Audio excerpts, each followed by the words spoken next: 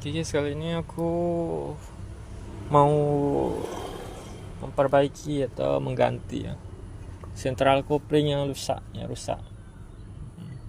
Ciri-ciri sentral kopling rusak tuh biasanya kayak gini ya.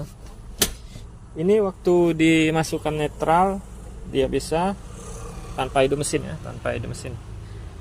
Cuman kalau dihidupkan mesin dia waktu masuk susah banget tuh ya, nggak segampang yang ini yang tanpa dihidupkan mesin. Cara melihat ya sentral kopling yang mana yang rusak, yang atas, sentral kopling yang atas atau yang bawah yang rusak itu kita bisa lihat dari kebocoran biasanya. Kebocoran oli, kebocoran minyak rem ya biasanya tuh. Ini bisa kita lihat dari pedal kopling ya, dari pedal kopling ini. Nih lihat, kalian bisa intip ya. Lihat nih. Kalau dia di sini ngalir, ada bekas seperti minyak, itu biasanya bocor. Nah, kalau kayak gini sih nggak ada ya minyak ya, nggak ada ngalir ya. Minyak remnya nggak ada yang ngalir ya. Nah, jadi untuk yang atas ini bagus ya. Nah, itu ya, bagus ya.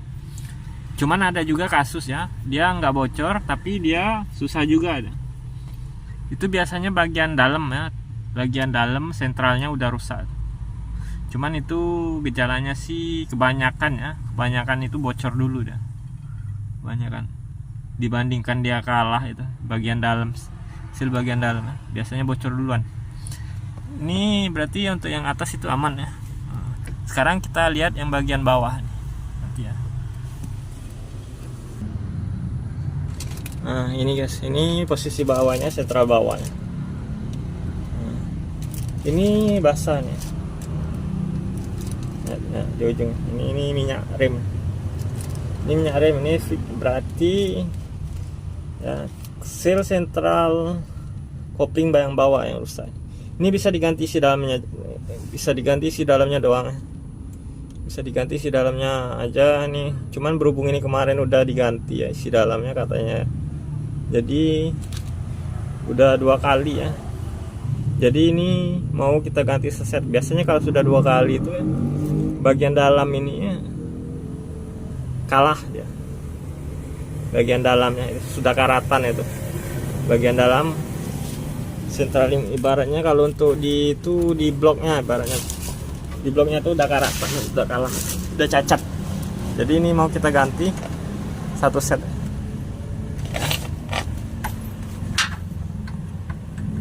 Ya biasanya sih ya, kalau sudah kalah kayak itu nggak bisa tahan lama ya.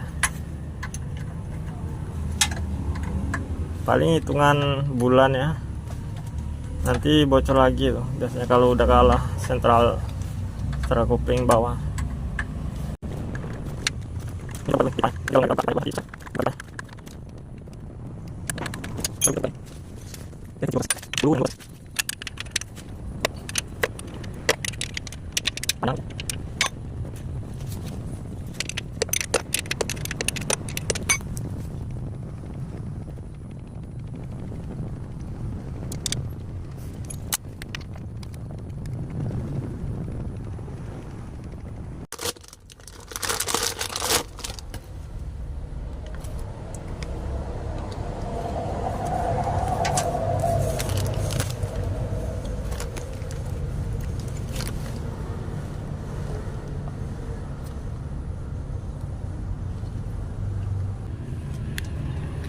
Oke guys, ini pipa yang belakang dulu ya kita pasang ya, pipa kecilnya. Baru nanti pasang baut.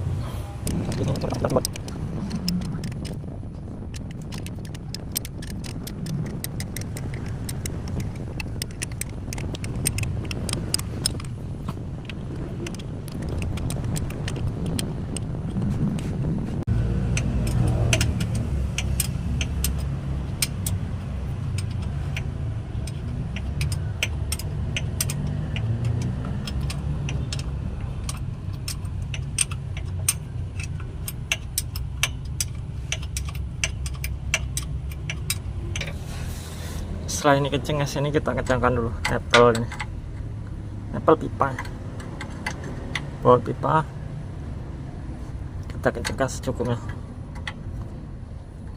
Lalu untuk pembuang ini tinggal pembuangan angin. Pas kita pembuangan angin jangan lupa untuk minyak yang di atas itu diisi dulu. Setelah diisi baru kita buka nih. Ini kalau dia sentral atasnya masih bagus, biasanya dia ngalir dari sini ya. Jadi anginnya itu keluar. Nggak perlu lagi dikocok-kocok dulu ya. Cuman kalau dia buntu, sentral atasnya itu harus dikocok dulu, atau harus dibersihkan dulu sentral kuping atasnya. Ini ya, ini kita buka.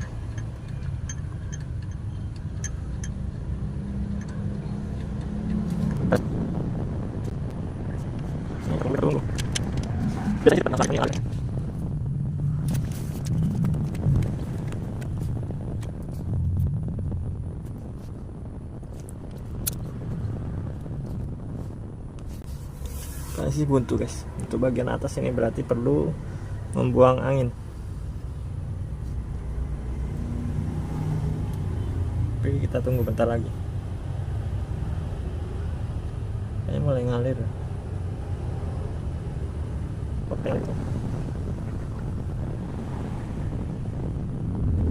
Ngalir cuma lama ini, jadi kita kocok-kocok aja, buang angin.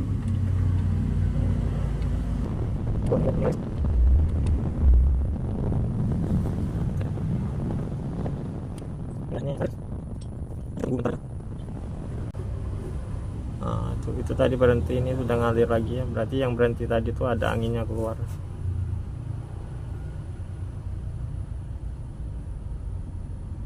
Yang jelas sih kalau kalian mau aman sih dikocok-kocok ya, harus orang dua tuh biasanya.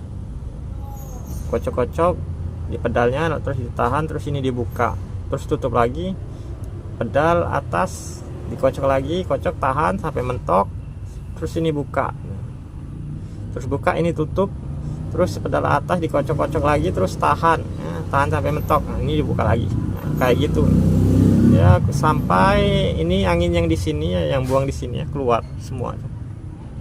Kayak gitu cara pembuangan anginnya biasanya. Nah, ini.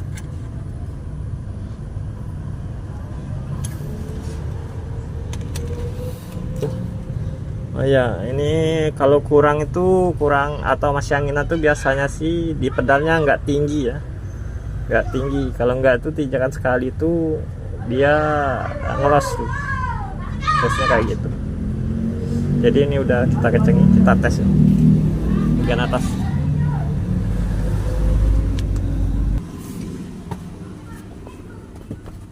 Yes, ini kita tidak. Nah, ini rendahan. Ini lihat, ini dalam. Ini rendah baru padat. Itu berarti masih kurang angin ya. Itu harus dibuang anginnya. Kalau enggak itu nanti sama saja ya, susah. Jadi berhubung ini sendirian jadi agak susah ya. Ini mau aku buang dulu angin. Oke guys, ini berhubung sendirian ya, ini aku tahan pakai tape besi. Terus di sini kita buka. Oke, kayak gitu ya.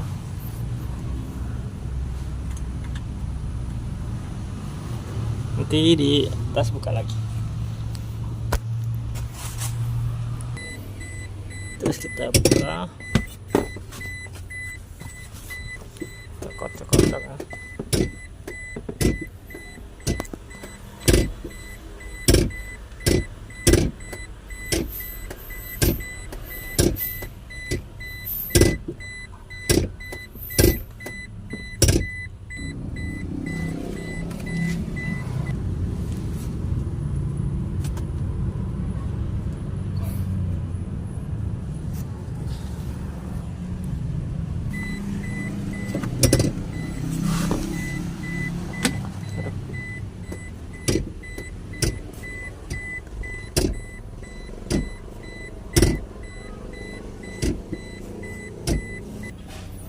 Oke guys, ini udah kurang lebih 8 kalian ya. Ini tinggal kita tes. Oke, ini udah padat. Oke guys, ini padat, nggak kayak tadi ya. Nah, ini ada rasa kejel. Itu berarti udah tuh, nggak anginan lagi. Ini kita tes. Coba kita hidupkan masuk gigi, bisa nggak? Ya ini sih sudah pasti bisa, cuman kita tes aja.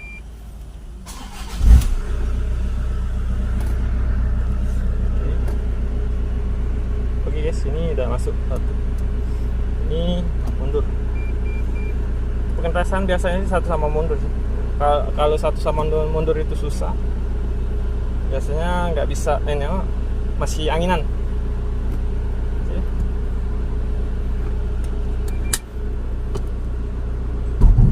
Waduh, ada dongkrak. Kayak gitu guys. Oke, sip. Udah. Ini udah masuk.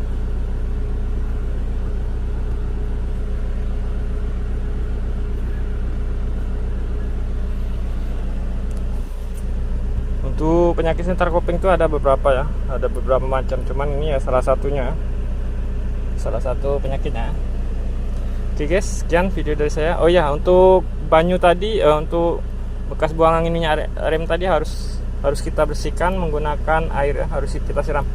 Kalau enggak nanti terjadinya korosi. Soalnya. Oke guys, sekian video dari saya dan terima kasih.